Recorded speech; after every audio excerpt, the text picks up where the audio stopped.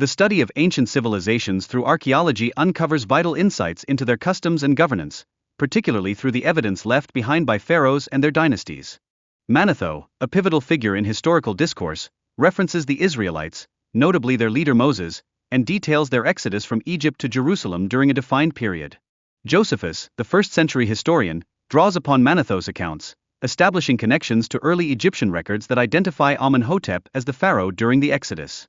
By identifying Amenhotep as the pharaoh of the Exodus, Manetho provides a crucial link between historical documentation and biblical narratives, making his writings essential for understanding this era. The biblical timeline suggests that the Exodus took place in 1446 BC, aligning with the reign of Amenhotep II, thereby establishing a historical context for these biblical events. Thutmose III, Amenhotep II's predecessor, maintained a reign exceeding 40 years, corroborating the biblical account of Moses' flight from Egypt and subsequent return after a notable duration.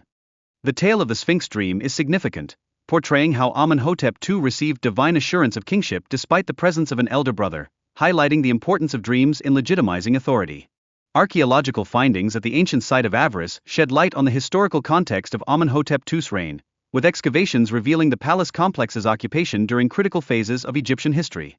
While Ramses II is frequently associated with the biblical Exodus, historical timelines complicate this claim, as his reign commenced significantly later than the traditionally accepted date for the Exodus. Proponents of an early Exodus date it to the 15th century BC, whereas others propose a late date in the 13th century BC, a distinction with profound implications for biblical chronology. Exodus 1 verse 11 mentions the Israelites constructing a store city called Ramses, which some interpret as evidence for the later date due to its ties with Ramses II, although this interpretation is subject to scholarly debate. The interpretation of 1 Kings 6 verse 1, which discusses 480 years since the Exodus, faces challenges, with some arguing for a reconsideration as representing 12 generations of 40 years, significantly impacting the timeline.